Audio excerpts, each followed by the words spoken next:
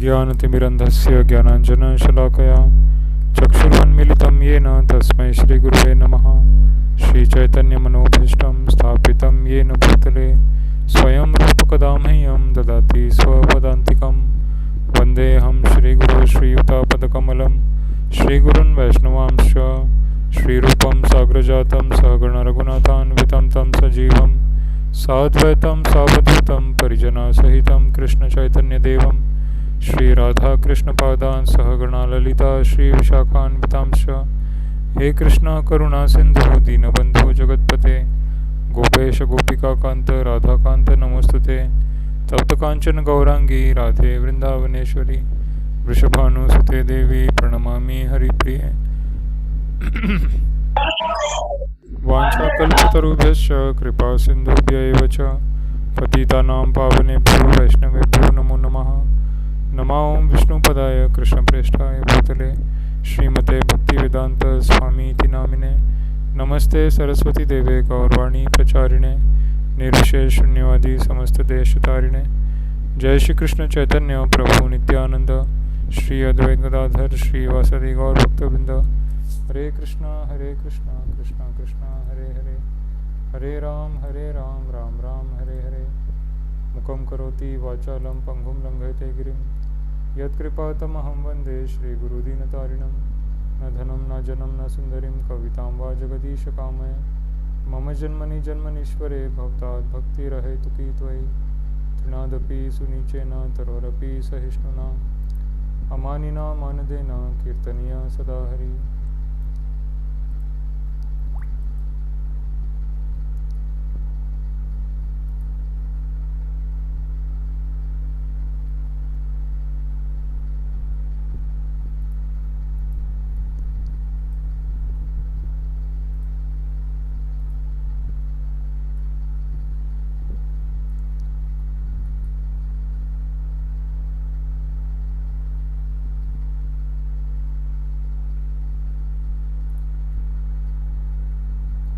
हरे कृष्णा।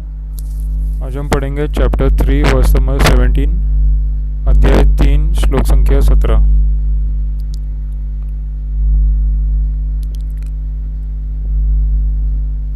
सभी श्लोक रिपीट करिए। यस्त्व आत्मरतिरेव स्यात्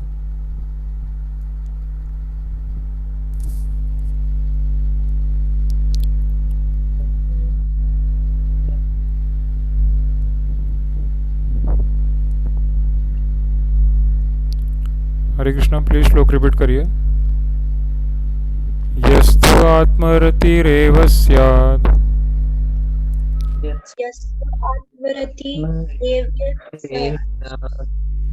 आत्मतृप्तश्च मानव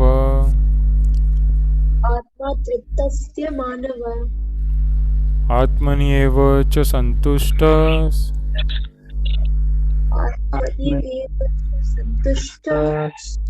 तस्य कार्यं न विद्यते।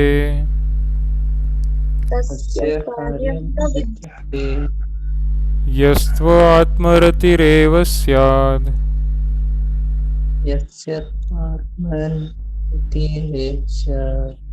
आत्मतृप्तश्च मानव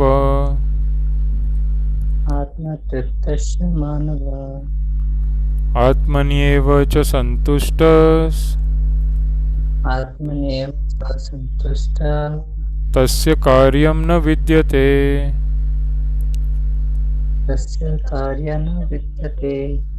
यस्त्व आत्मरतिरेव स्यात्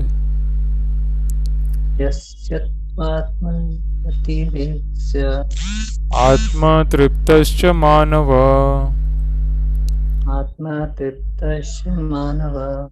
आत्मन्येव च सन्तुष्टः तस्य कार्यं न विद्यते।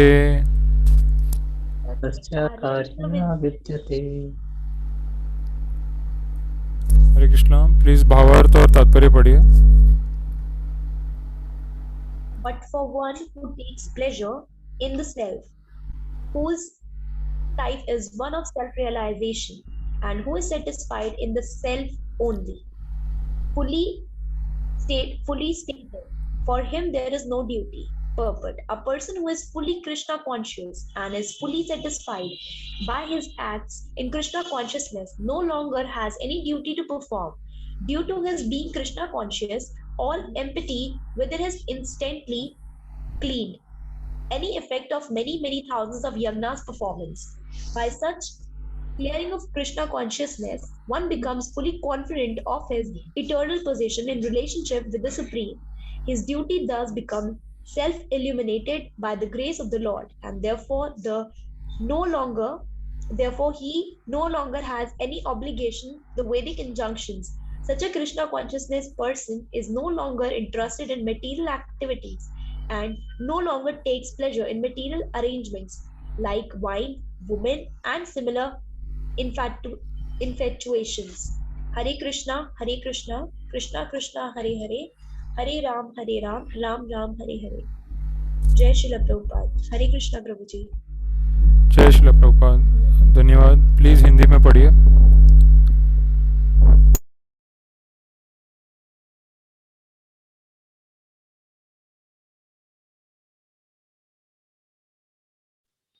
प्रभु जी मैं पढ़ता हूँ. प्रभु जी. भावार्थ. किंतु जो व्यक्ति आत्मा में ही आनंद लेता है और अपने कृष्ण भावनामृत के कार्यों से पूर्णतः संतुष्ट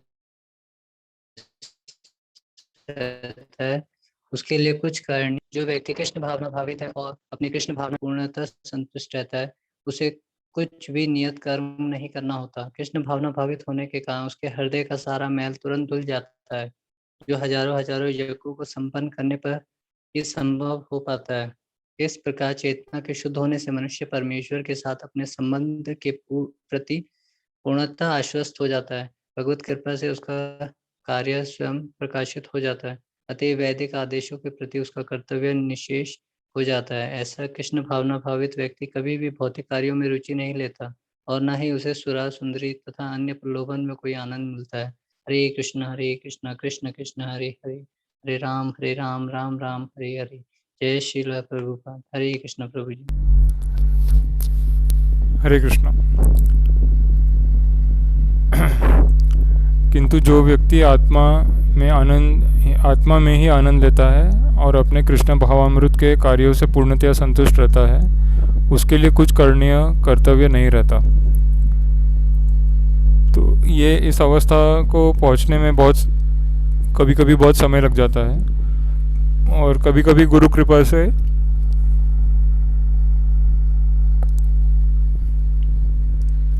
कुछ लोगों को इस अवस्था तक पहुंचने में बहुत समय लग जाता है, और कभी कभी गुरु कृपा से ये अवस्था बहुत जल्दी प्राप्त हो जाती है. जब हम कृष्ण भावामृत के कर्मों में ही संतुष्ट रहते हैं, हमें और कुछ करने की इच्छा नहीं होती और हम उसी में आनंद लेते हैं, तो आत्मा के स्तर पे ही जाके हम लोग कृष्ण की भक्ति कर सकते हैं. जब हम ये जान लेते हैं कि मैं तो आत्मा हूँ, मैं शरीर नहीं हूँ, और मेरा कृष्णा के साथ एक बहुत ही गहरा संबंध है, इस बात का साक्षात्कार जब हो जाता है तो व्यक्ति फिर आत्मा में ही आनंद लेता है. उसे बाहर से किसी आनंद की ज़रूरत नहीं होती. अधिकतर हम सबको बाहर से बहुत कुछ चाहिए होता है. एंटरटेनमेंट चाहिए, टीवी चाहिए, न्यूज़पेपर चाहिए, कुछ स्पोर्ट्स चाहिए और गाने वगैरह चाहिए. तो बाहर से हमको बहुत कुछ चाहिए, पर जो कृष्ण भावनामृत में पूरी तरह संतुष्ट होता है, उसको अंदर से ही सुख मिलता है, आत्मा से, और इसीलिए वो बाहर से किसी भी चीज़ को प्राप्त करने का प्रयास नहीं करता है. इसी को कहते हैं आत्मा में संतुष्ट या आत्मा में ही आनंद लेना, और ये सिर्फ कृष्ण भावनामृत से ही पॉसिबल है. क्योंकि जब हम कृष्ण भक्ति करते हैं तो धीरे धीरे हमारे मन से सारा मैल साफ़ हो जाता है. हमारे मन में जो भी बुरे विचार है, गलत संस्कार है, बुरी आदतें हैं, वो सब कुछ धीरे धीरे साफ़ हो जाता है और फिर भक्ति करने में आनंद आता है. और अगर कोई व्यक्ति भक्ति करता रहे, हमेशा भगवान का नाम जपता रहे, तो फिर वापस उसके मन में बुरे विचार नहीं आते. जैसे एक बहुत अच्छा उदाहरण है कि किसी का घर या कमरा अगर गंदा है, बहुत सारा मैल जमा हुआ है, तो पहले तो उसको साफ़ करना पड़ेगा, अच्छे से उसको बाहर निकालना पड़ेगा, और फिर कमरे की खिड़की, दरवाजे, पर्दे सब बंद कर दिया जाता है ताकि धूल अंदर ना आ जाए. उसी तरह से हमारे मन है, मन की भी बहुत सारी खिड़कियां हैं। तो मन की खिड़कियां हैं आँखें, कान, नाक, हमारी त्वचा, ज़बान, ये सब मन की खिड़कियां हैं। इसके अंदर सब कुछ जो भी हम इसके अंदर डालते हैं वो हमारे मन में जाता है।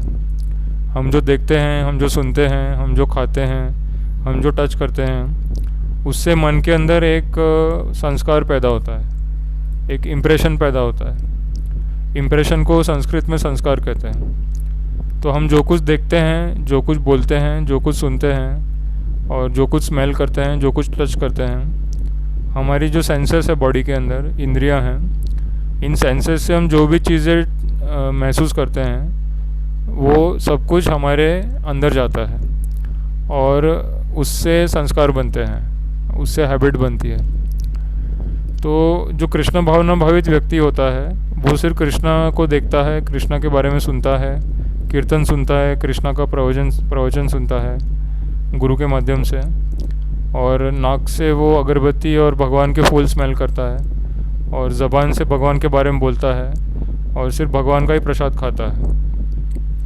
तो इस तरह से जो कृष्ण भावना भावित व्यक्ति है वो हमेशा अपनी इंद्रियों से कृष्ण का ही अनुभव करता है, और क्योंकि वो कृष्ण का ही अनुभव करता है इसीलिए उसका मन हमेशा शांत रहता है और हमेशा पॉजिटिव थॉट्स आते हैं उसके मन में, और वो किसी गलत आदत में नहीं फंस जाता। उसके संस्कार अच्छे होते हैं, उसका मन साफ होता है।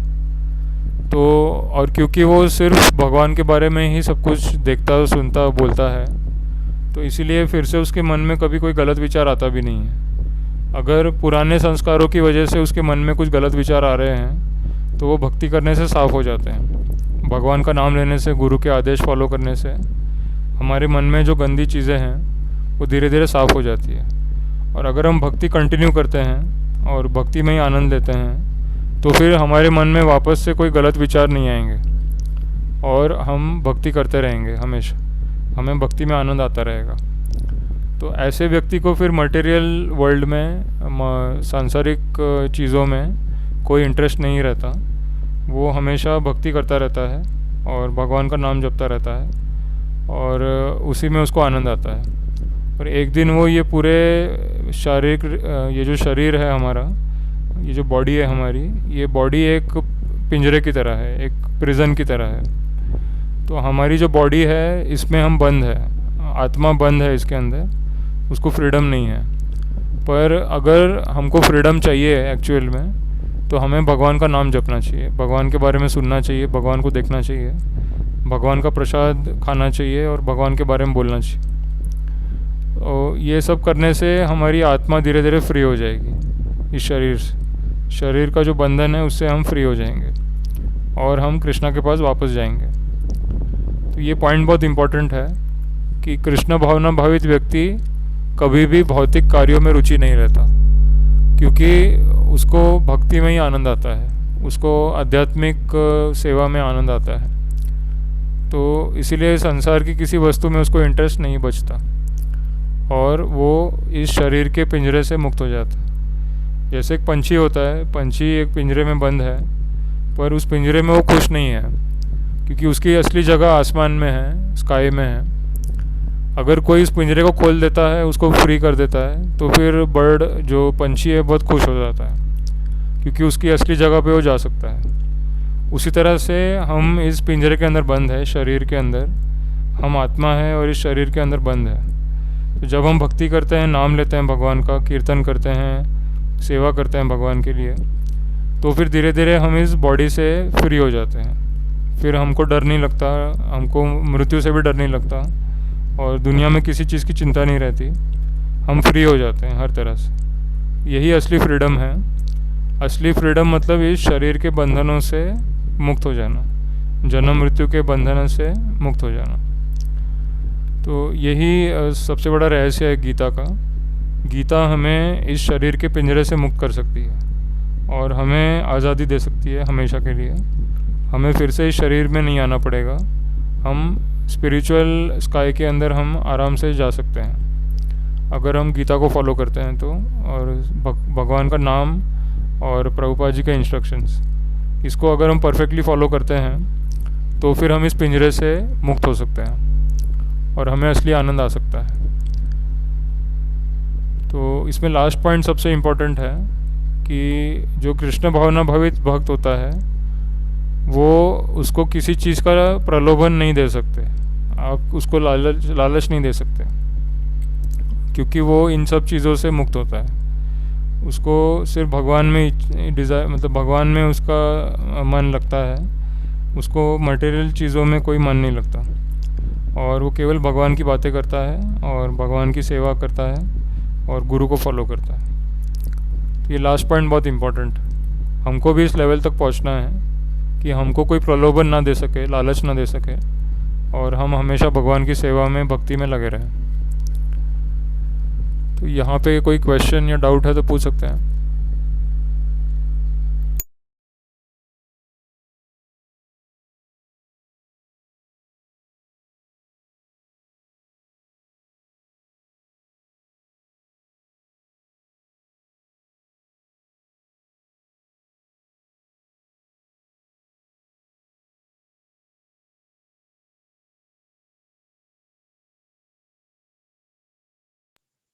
प्रभु जी मेरा एक सवाल है प्रभु जी। हाँ पूछिए। हरे कृष्णा। प्रभु जी, प्रभु हरे कृष्ण प्रभु जी। प्रभु जी, अर्जुन को ही क्यों वो ज्ञान दिया गया जो गीता का पूरा? अर्जुन को सिलेक्ट किया गया था क्योंकि वो एक प्योर डिवोटी है भगवान के, वो हमेशा भगवान का नाम लेते रहते थे और भगवान पे डिपेंड रहते थे। तो भगवान ने उनके अंदर वो क्वालिटी देखी कि ये गीता को समझ सकते हैं, तो इसीलिए भगवान ने उनको सुनाया, और भगवान चाहते थे कि अर्जुन के माध्यम से ये सबको स्प्रेड हो। अर्जुन एक आइडियल मनुष्य है, एक आइडियल मानव है, और अर्जुन के माध्यम से भगवान सारी मानवता को ये संदेश देना चाहते थे। तो इसीलिए भगवान ने एक को सिलेक्ट किया, एक अर्जुन को सिलेक्ट किया जो इस मैसेज को समझ सकता है और इसको फॉलो कर सकता है, क्योंकि बाकी किसी को बता के फ़ायदा नहीं है, क्योंकि अर्जुन सखा है भगवान के और भक्त है, तो भक्त ही इसको समझ सकता है। भगवान ने चौथे अध्याय में बोला है इसका आंसर, एवं परंपरा प्राप्तम इमं राजर्षयो विदु सकालिनेह महता योगो नष्टो परंतपा स एवाय मया तेद्य योगः प्रोक्तः पुरातन भक्तो असी में सखा चेति रहस्यम ही एतद उत्तमम। तो भगवान कहते हैं अर्जुन से कि तुम मेरे सखा हो, मेरे मित्र हो, और तुम इस गीता के रहस्य को समझ सकते हो, क्योंकि तुम मेरे सखा मित्र हो और मेरे भक्त हो। भक्तो असी में सखा चेति, तो ये जो रहस्य है भगवत गीता का, ये सिर्फ भक्ति समझ सकता है। और उस समय में जो भगवान के सबसे करीबी भक्त थे वो अर्जुन थे, तो इसलिए अर्जुन को सुनाया, क्योंकि अर्जुन इसको समझ सकता है और आगे बता भी सकता है। इसलिए भगवान ने अर्जुन को सिलेक्ट किया कि इस ज्ञान को वो समझे और आगे स्प्रेड करे।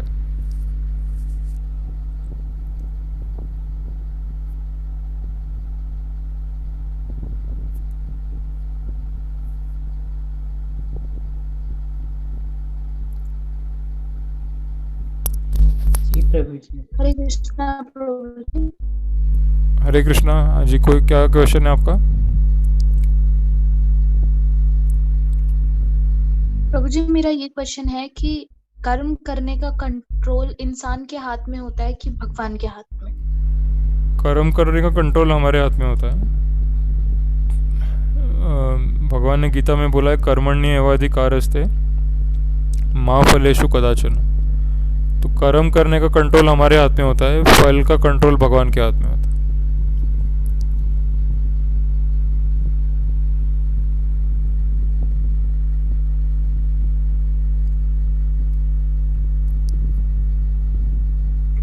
और प्रभु जी जैसे आज मेरी मम्मी से एक बात हो रही थी, तो मेरी मम्मी ऐसे कहती हैं कि जो दुर्योधन ने जो कर्म किए वो सारे भगवान ने दुर्योधन से करवाए ताकि वो लोगों को सीख सिखा सके, गीता का ज्ञान दे सके। तो क्या ये चीज ठीक है, या मुझे उनको बोलना चाहिए था कि नहीं, भगवान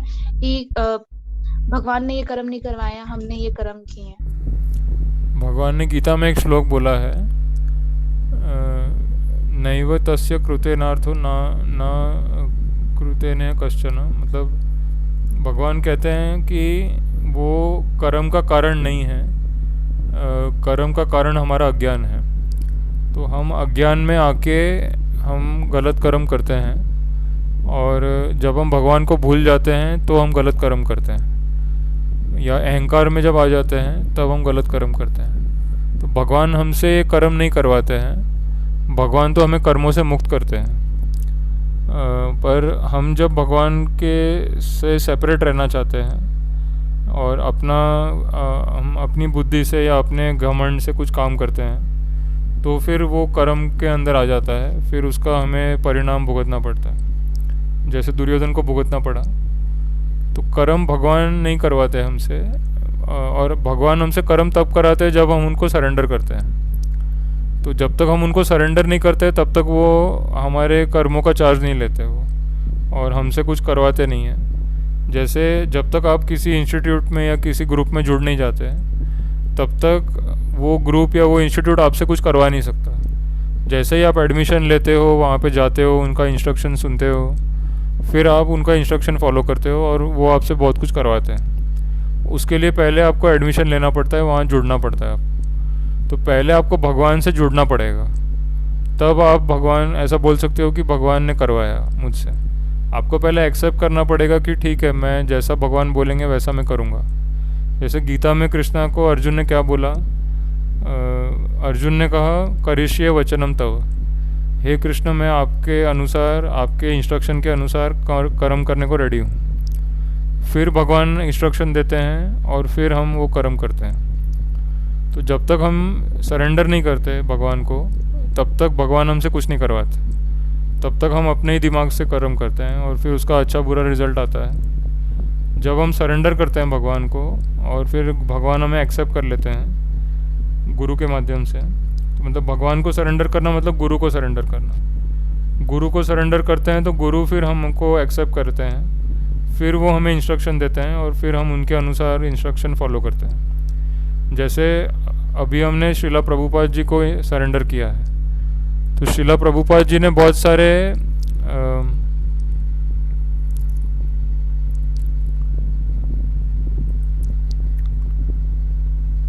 हरे कृष्णा। तो हम जब श्रीला प्रभुपाद जी को सरेंडर करते हैं तो श्रीला प्रभुपाद जी हमें इंस्ट्रक्शन देते हैं, फिर हम उसको फॉलो करते हैं। तो फिर हम कह सकते हैं कि प्रभुपाद जी मुझसे करवा रहे हैं और उसकी जिम्मेदारी प्रभुपाद जी की है, गुरु की है। पर जब तक हम सरेंडर नहीं करते, जब तक हम एग्री नहीं करते कि मैं आपके कहने के अनुसार कर्म करूँगा, तब तक गुरु या भगवान हमारी जिम्मेदारी नहीं लेते हैं। तो आप अपनी मदर से ऐसा बोल सकते हैं कि दुर्योधन ने तो भगवान को सरेंडर नहीं किया था, अर्जुन ने किया था। तो अर्जुन ने जो किया वो भगवान ने करवाया, बट दुर्योधन ने जो किया वो भगवान ने नहीं करवाया, क्योंकि दुर्योधन भक्त नहीं था, वो भगवान से कनेक्ट नहीं था, वो भगवान के विरोध में था, उनके ऑपोजिट था वो। और अर्जुन भगवान के फेवर में था और भगवान ने जैसा बोला वैसे अर्जुन ने किया। तो इसीलिए अर्जुन ने जो किया वो भगवान ने करवाया, बट दुर्योधन ने जो किया वो भगवान ने नहीं कराया, क्योंकि उसने भगवान को सरेंडर नहीं किया। तो आप ऐसा अपनी मदर को बोल सकते हैं। थैंक यू प्रभु जी। हरे कृष्णा। हरे कृष्ण।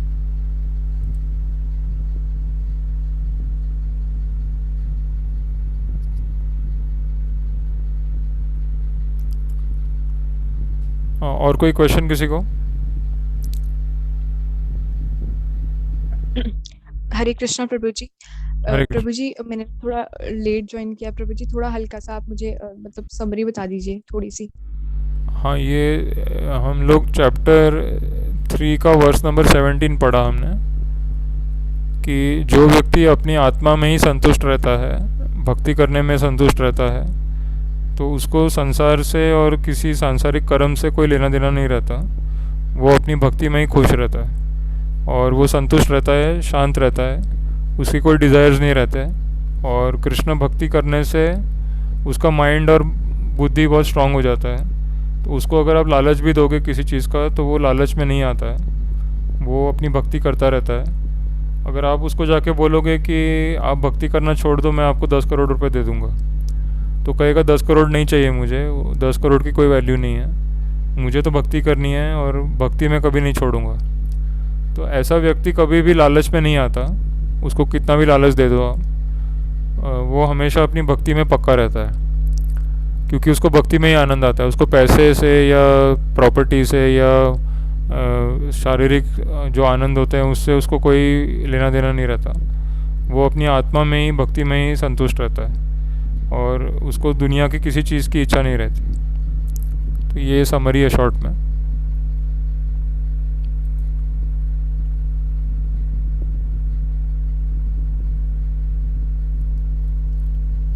जी प्रभु जी, हरे कृष्णा प्रभु जी। जगत गुरु श्रील प्रभुपाद की जय। जय।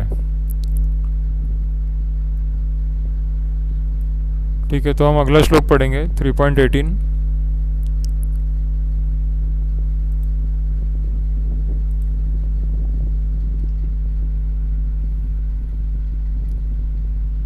सभी श्लोक रिपीट करिए। नैव तस्य कृतेनार्थो नैवे स्थिते कृतेन कृतेनार्थो न कृतेनेह कश्चन न कृतेनेह कृतेनेह कश्चन न चास्य सर्वभूतेषु न चास्य सर्वभूतेषु कश्चित् अर्थव्यपाश्रयः कश्चिच्चदर्थव्यापाश्रयः नैव तस्य कृतेनार्थो नैवे तस्य कृतेनार्थो न कृतेनेह कश्चन न चास्य कश्चन न चास्य सर्वभूतेषु न चास्य सर्वभूतेषु कश्चिदर्थव्यपाश्रयः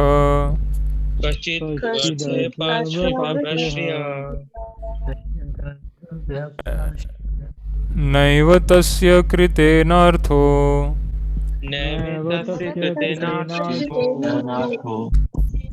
न कृतेनेह कश्चन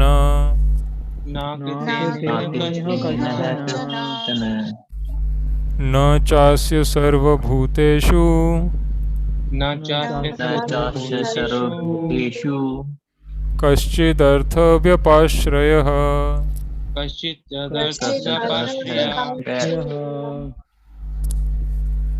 हरे कृष्णा। प्लीज ट्रांसलेशन पढ़िए। A self-realized man has no purpose to fulfill in the discharge of his prescribed duties, nor has he any reason not to perform such work, nor has he any need to depend on any other living being.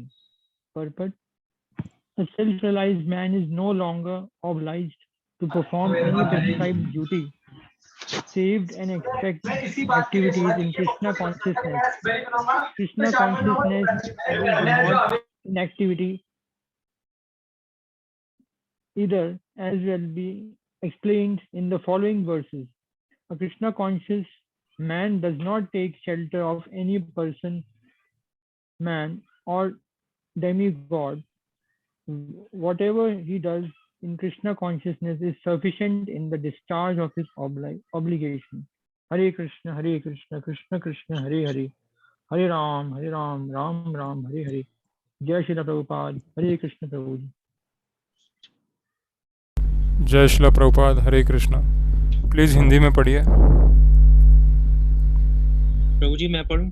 हाँ पढ़िए। स्वरूप सिद्ध व्यक्ति के लिए ना तो अपने नियत कर्मों को करने की आवश्यकता रह जाती है, न ऐसा कर्म ना करने का कोई कारण ही रहता है। उसे किसी अन्य जीव पर निर्भर रहने की आवश्यकता भी नहीं रह जाती।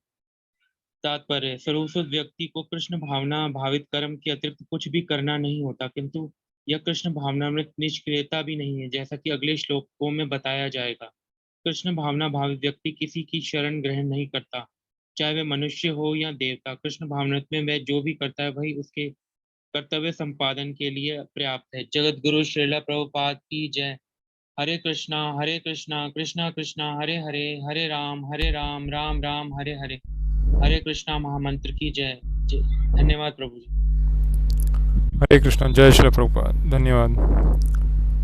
तो ये श्लोक में और स्पष्ट बताया गया है कि स्वरूप सिद्ध व्यक्ति के लिए अपने कर्तव्यों को ना करने का कोई कारण नहीं होता, ना ही उसको उसमें अपना कोई फ़ायदा देखना होता है। वो सिर्फ कर्तव्य के लिए अपना काम पूरा करता है और यही उसके लिए काफ़ी रहता है। तो जब वो अपना कर्तव्य करता है, अच्छे से भगवान पे निर्भर रहता है, तो उसे किसी और पर निर्भर रहने की ज़रूरत नहीं है। उसे पता है कि भगवान ईश्वर है, भगवान सबके मालिक है, हर वस्तु भगवान के कंट्रोल में है और वो बिना किसी शक के, बिना किसी डाउट के अपना काम पूरा कर लेता है और उसको किसी पर डिपेंड भी नहीं रहना पड़ता, क्योंकि वो भगवान पर डिपेंड है और भगवान सर्वशक्तिमान है।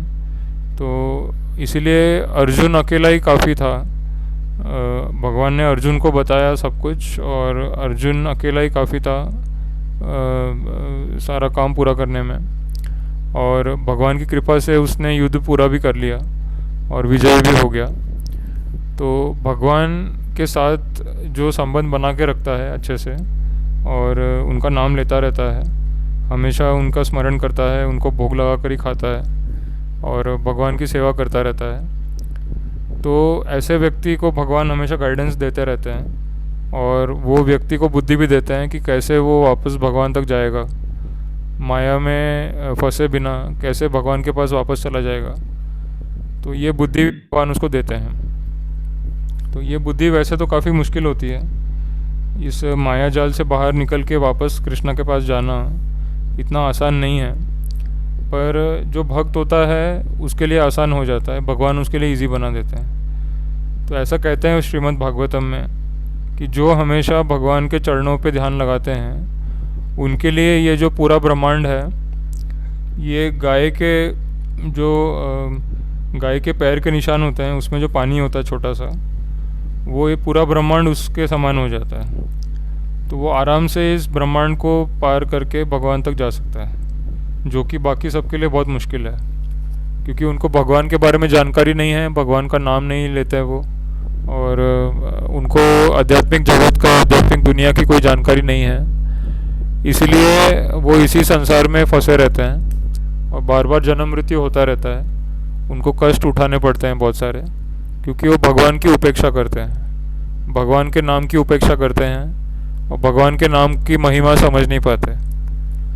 तो इसीलिए प्रभुपाद जी आए हैं हमें भगवान की महिमा समझाने, भगवान के नाम की महिमा समझाने कि कितना इसमें शक्ति है भक्ति में और भगवान के नाम में कितनी शक्ति है, और उससे हम कितना आसानी से इस संसार को पार करके भगवान के पास जा सकते हैं। तो हमें इसका पूरा उपयोग करना है इस मौके का।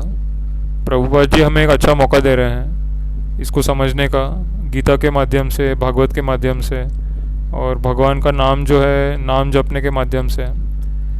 प्रभुपाद जी हमें एक अच्छा मौका दे रहे हैं कि हम वापस कृष्णा के पास जा सकते हैं। तो इसका हमें इस मौके का पूरा फ़ायदा उठाना चाहिए, भगवान का नाम लेना चाहिए, गीता पढ़नी चाहिए और मन को भगवान में लगा के रखना चाहिए हमेशा।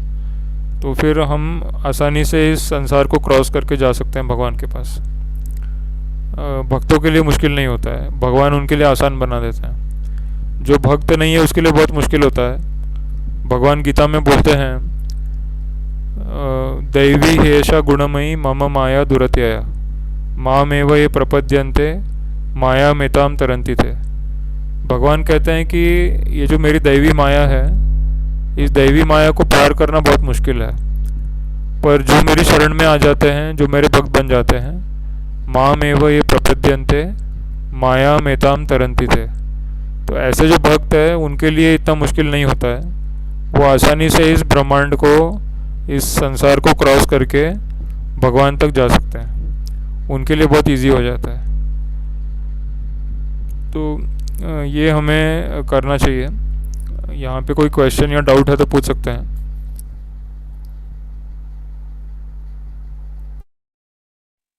प्रभु जी मेरा एक सवाल है, जैसे आपने बोला ना दैवी माया, तो आगे के अध्याय में आएगा कि दो तरह की माया शक्ति है भगवान की, दैवी और असुरी प्रकृति। तो वो कुछ अलग है और ये दैवी माया अलग है। दैवी माया के अंदर ही असुर होते हैं सारे। माया के ही प्रभाव में आके वो असुर बन जाते हैं और भगवान का विरोध करते हैं, भक्तों का विरोध करते हैं। नहीं, उसमें ये ऐसा पर फिर कुछ है ना आगे के अध्याय में कि ये मेरी दैवी प्रकृति वाले, दैवी गुणों वाले जो मनुष्य होते हैं वो अलग होते हैं और आसुरी प्रवृत्तियों वाले मनुष्य अलग होते हैं, ऐसा भी शायद कुछ हाँ, तो क्लासिफिकेशन। दैवी और असुरी दोनों ही माया के अंडर आते हैं, क्योंकि दोनों का उद्देश्य है, उनको शक्ति चाहिए, उनको राज करना होता है या उनको पावर चाहिए। तो दैवी हो या असुरी हो, दोनों का ऑब्जेक्टिव वही होता है, उनको पावर चाहिए, और इसीलिए वो दोनों माया के अंडर ही आते हैं। तो जो भी प्रकृति पे अपना प्रभुत्व जताने का प्रयास कर रहा है, चाहे वो दैवी हो या असुरी हो, दोनों ही माया के अंडर आते हैं, क्योंकि प्रकृति पे हम अपना प्रभुत्व नहीं जता सकते हैं। प्रकृति के जो मालिक है, जो ईश्वर है, वो कृष्ण है। तो चाहे कोई देवता हो या दानव हो, अगर वो प्रकृति पे अपना कंट्रोल करने का ट्राई कर रहा है तो वो माया के अंडर ही आता है और उसको जन्म मृत्यु के चक्र में घूमना पड़ता है। तो देवताओं का भी जन्म मृत्यु होता है और असुरों का भी जन्म मृत्यु होता है, क्योंकि दोनों लड़ते रहते हैं इसके लिए, प्रकृति पे अपना राज करने के लिए। तो इसीलिए दोनों में से कोई भी शांत नहीं रह सकता है, चाहे कोई दैवी हो या असुरी हो।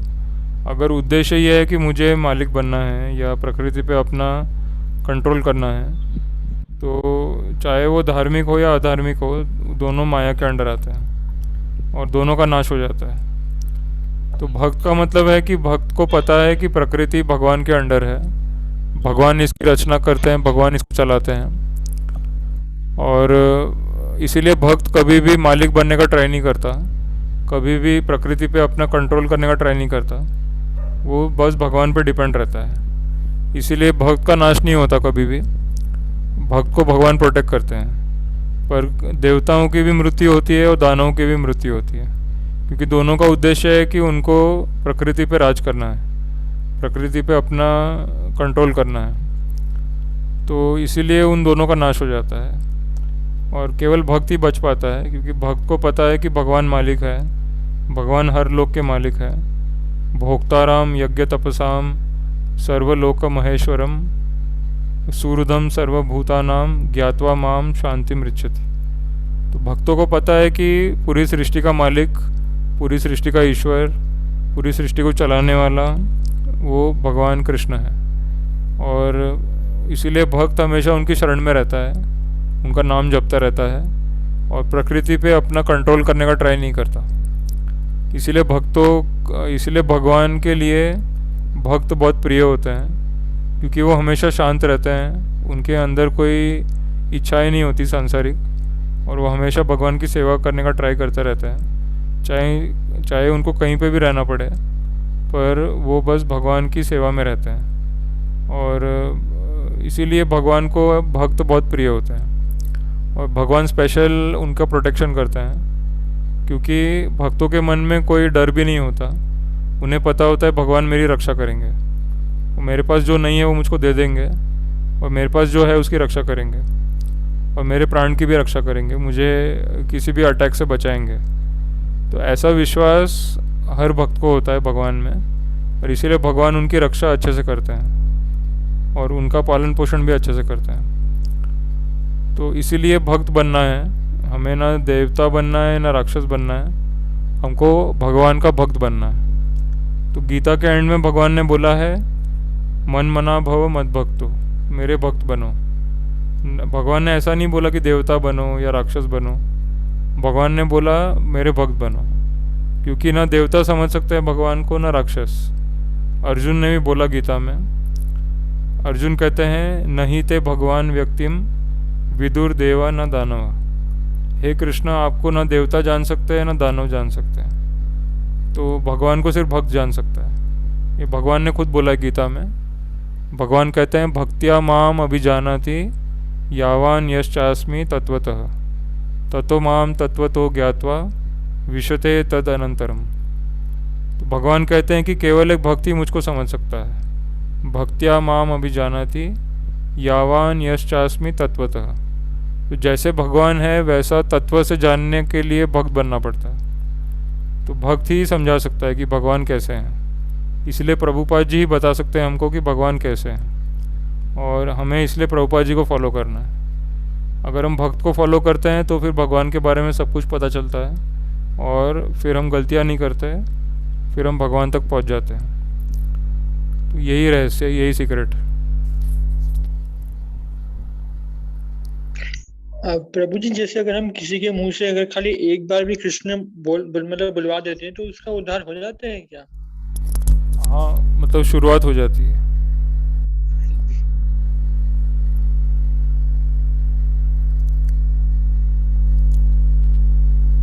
ठीक है, तो हम लोग यहीं पे स्टॉप करेंगे। अगला श्लोक हम कल पढ़ेंगे। आज हमने 2 श्लोक कवर किए हैं, 17 और 18। 19 से कल स्टार्ट करेंगे। ग्रंथराज श्रीमद् भगवद गीता यथारूप की जय। जगत गुरु श्रीला प्रभुपाद की। श्रील प्रभुपाद की जय। हरे कृष्णा हरे कृष्णा कृष्णा कृष्णा हरे हरे, हरे राम हरे हरे राम हरे राम, राम राम हरे हरे। हरे राम राम हरे राम कृष्णा प्रभु जी। हरे हरे। हरे कृष्ण। जय श्री